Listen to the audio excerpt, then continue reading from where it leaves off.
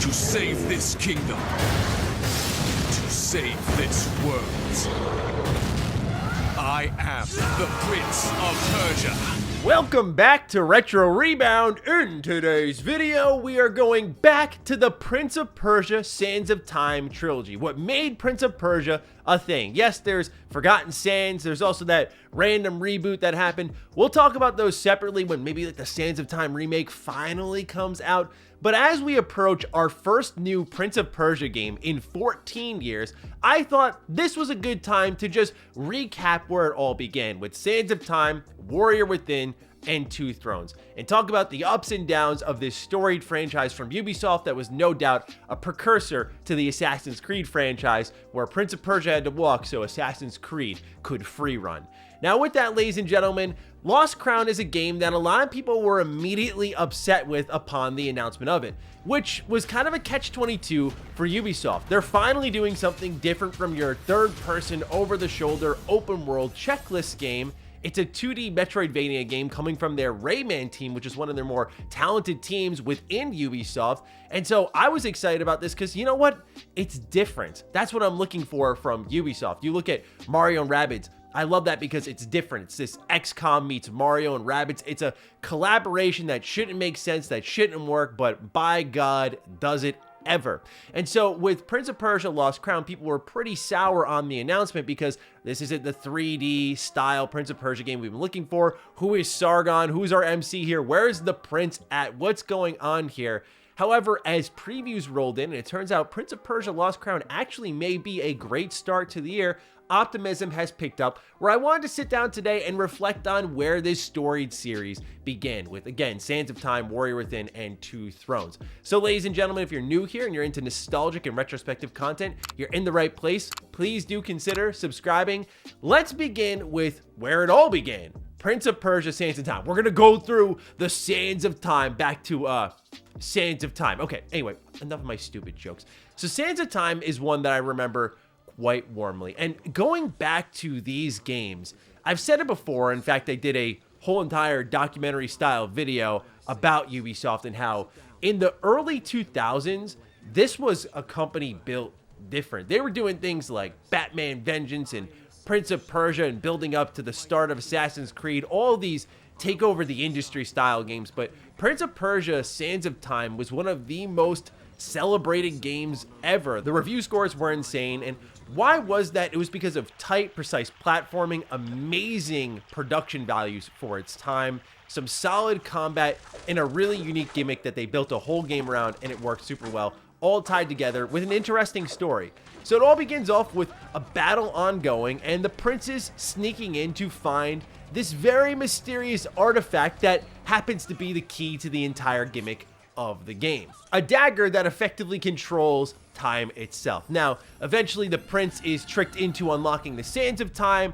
His family, his friends, all the fellow soldiers get turned into monsters. He's tricked into this, and now he must run away and undo his mistakes of the past.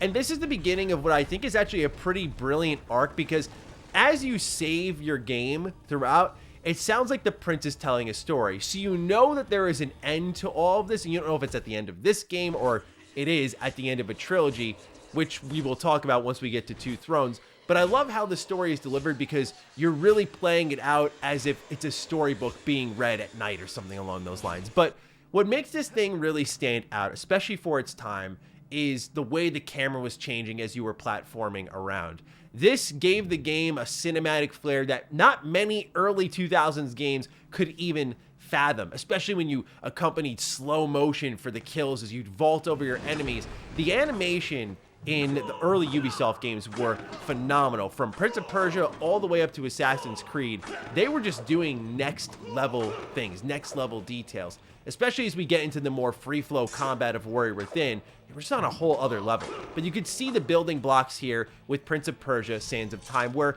it was much more platform focused. You go through sections of dungeons that were full of traps, do creative platforming, and if you messed up, the main gimmick was being able to rewind time. But as a wise gimmick is built, it has to be a multi-tool. You can't just have it one-dimensional. So what they did was they brought it into combat where you could freeze enemies, where you could take out certain enemies.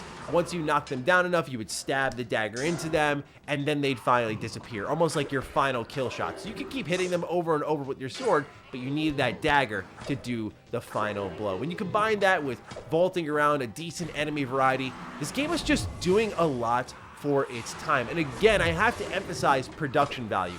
Nowadays, looking at the cutscenes I'm showing you and the camera changes, it's a little frustrating. There were times I was making certain jumps and the camera would switch and I would completely miss.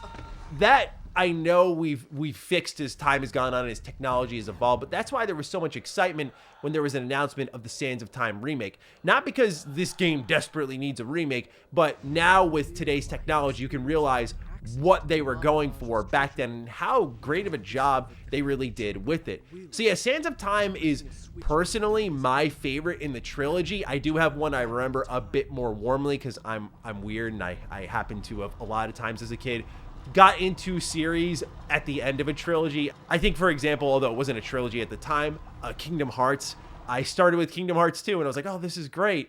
Why I did that, I don't know, but it was fantastic. So worked out for me. But yeah, we'll talk about Two Thrones in a little bit. Sands of Time is pretty spectacular, even to this day, and I really enjoyed going through it, especially the wall running. I do wish the series had a jump button. It just feels like it's missing all the time.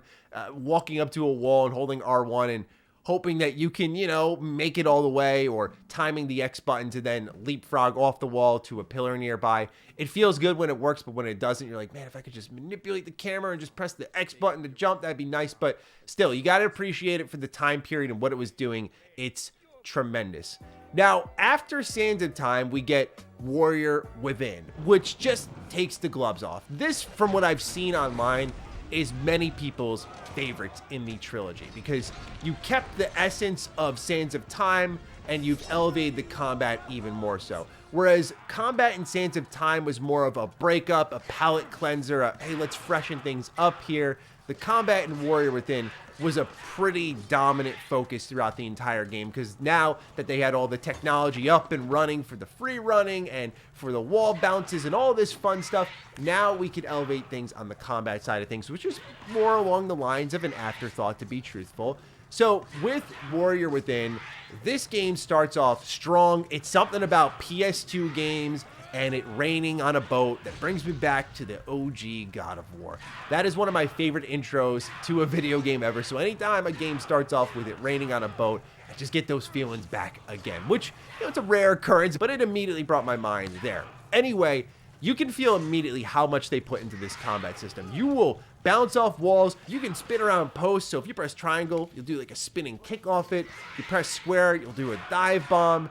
You can combo a crazy amount. There's a ton of fluidity, and it is still so impressive. Things like vaulting over your enemies and slashing down at them. Now you see them split in half. You can decapitate your enemies, cut them in half. There are grab moves where if you grab them, you can flip them over, throw them in the air combo them, throw them against a wall, throw them against the wall, bounce off the wall, and then slash them again. You can do some real creative stuff here. They just give you a bunch of combo starters and let them all string together in really fun ways. So yeah, Warrior Within is a fun time. It's also, to me at least, the very beginning of the Assassin's Creed style parry-dependent combat. One thing I always went in on with Assassin's Creed, and I never really cared about it because I am one who really enjoys the open worlds Ubisoft makes, and I love exploring them, especially during the early AC days. Just this historical action series is what I called it. But when combat started, you'd hold your block button, wait for an enemy strike, tap the X button, and all of a sudden you deflect, counter kill, and that's all she wrote, over and over and over.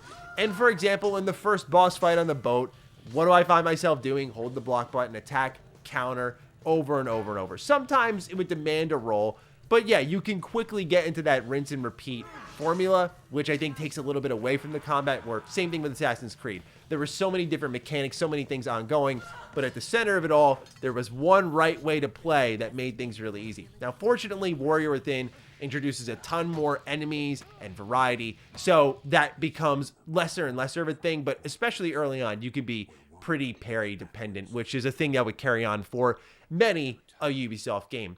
I found the story in Warrior Within particularly captivating because a lot of it surrounds the prince and how, because you are the one who unlocked the Sands of Time, you're really dealing with the aftermath of that still in the second game. And that's why Sands of Time, I think I just have such a warm spot in my heart for it, because even up to Two Thrones, there's still things happening that began in Sands of Time that are incredibly relevant. Like, it's a very cohesive trilogy, in my opinion. But Warrior Within is really facing the potential death of the prince, that, like, you cannot evade your fate now. And so how does he get around it? That, to me, is one of the most captivating parts of Warrior Within. Between that, the combat, obviously a whole new set of assets adds to the formula here too. Whereas in Sands of Time, you're really crawling around the same caverns and hallways, and it can be a little easy to get lost if you get spun around here. You're searching for collectibles. In Warrior Within, I mean, you immediately see the boat, then you're going through a jungle, some ruins. I mean, you can see they really poured a lot more into this because the base mechanics had been built. So yeah, I found Warrior Within to be tremendously impressive. But it's so funny because my introduction to all of this was Two Thrones. So what I want to do before we get into Two Thrones is let's go ahead and do a complete in-box experience of all three of these games in one. I'll explain why I have the trilogy here, and then we'll talk about Two Thrones. All right, here we have a complete in-box copy of Prince of Persia Trilogy on PS3. You may have seen my game collection video. If you haven't, check it out. It's almost an hour long of our entire collection. I mentioned how I like to collect collections on my PS3. I love trophies, and it consolidates my collection, so I always recommend this to people. This is the Prince of Persia Trilogy, which has remastered in high definition Sands of Time, Warrior Within, and Two Thrones. Now, here on the back of the box, it says, the epic Prince of Persia trilogy, remastered in HD, experience heroic action adventure in the third dimension with Prince of Persia Sands in Time, Prince of Persia Warrior Within, and Prince of Persia The Two Thrones. Here we have remastered in full HD for visceral graphical quality, full 3D stereoscopic view integrated with each game. If you have a 3D television, I have not tried that before, and over 30 hours of gameplay on one Blu-ray disc, which, yes, that's why I like to get my collections here as well. While this is available on the 360, you get just one disc on PS3. Sometimes you have to deal with those annoying install times, but again, this is about consolidation and preservation, so that's my preference. It does come with a manual, definitely not as good as stuff you can get in the original here, but you get a brief manual for each game. So you see here some character breakdowns, some control breakdowns for Sands of Time, and then it moves into the same thing for Warrior Within, and you get the game interface once more, and then Two Thrones again. You can see how the art progresses, like when you look at some of the shots here that you're getting for Two Thrones versus when we go all the way to the beginning here with some of these characters, like their in-game screenshots. So you can see how the art evolves a bit here. So it's pretty respectable for what it is. And then they have on the back here another game that we do have in the collection, the Splinter Cell Trilogy, which is, which ones are these? This is Pandora Tomorrow and Chaos Theory. I remember these were like a big deal on the original Xbox, but yeah. That's what I like to do, is whenever there's a trilogy or collection, it goes straight to the PS3. It's a single Blu-ray, and I like getting the trophies for them. So to me, it feels a little bit more meaningful. So yeah, that's why I don't have the original Sands of Time, Warrior Within, or Two Thrones in the collection. It just saves me shelf space, and I always recommend people go this route. But worry not, when Sands of Time Remake comes around, we will get the original for that video. But yeah, that is a complete in-box copy of Prince of Persia Trilogy on PS3. So yeah, Two Thrones, my introduction to the entire Prince of Persia trilogy at the end of the trilogy. I picked this one up, I want to say, on my Wii. I remember playing it there because I feel like you could use the motion controls, and when you did so, the speed kills you could do is what they called them, even though they were really just stealth takedowns with glorified QTEs. I remember it feeling so cool when you would stab the enemies. So that was my core memory with Two Thrones, was the stealth takedowns. So what could happen in this game is you were going to fight much tougher enemies, and as you would go behind them, you could press triangle in the case of the PS2, and you could activate a speed kill. And again, the cinematics for this series really are what elevated it. Now, I think based on, again, what I've seen online, Two Thrones is considered to many the worst in the trilogy. This is another strange one for me because I started here and then worked it backwards. I started here, went to Sands of Time, and then Warrior Within. But for me, Two Thrones, I just loved how epic it was to see the prince do these stabs into the chest and then flip over and then do another stab. That feeling of timing it out, again, nowadays would never fly. People would go, why don't I just press a button? Why is there even UI on my screen? Why do I have to time things out to kill enemies? And you can feel that a bit here in Two Thrones. When you mess up a speed kill because your timing is slightly off and you get shoved off, it's a little annoying, because then you got to fight these enemies that are really built for stealth, and the game can collapse mildly. Nothing dramatic here. They added a ton of new free movement techniques, so there were moments you could jump between like two walls and just slide down and then go into a speed kill from there. It feels a bit more on rails than what I think Sands of Time would be, and this is a game that's much further into the generation, so it kind of caught me off guard. But what I also loved about Two Thrones, and the main reason I picked it up, this is going to be a hilarious crossover for people, I love Jack 3. That was my, again, I love starting at the end of a trilogy, it seems. That was my introduction to Jack and Daxter, and then again, worked it backwards. And so Jack 3 comes around, and I love this light and dark side dichotomy and how it plays with gameplay elements and choices you can make and things you can unlock. Like, that worked so well for me. I adored it. And so seeing now this Prince of Persia series, I look at the cover art and you see this guy whose face is half and half again, like normal human and what ends up being the Dark Prince. And I'm thinking, okay, this looks like my kind of speed here.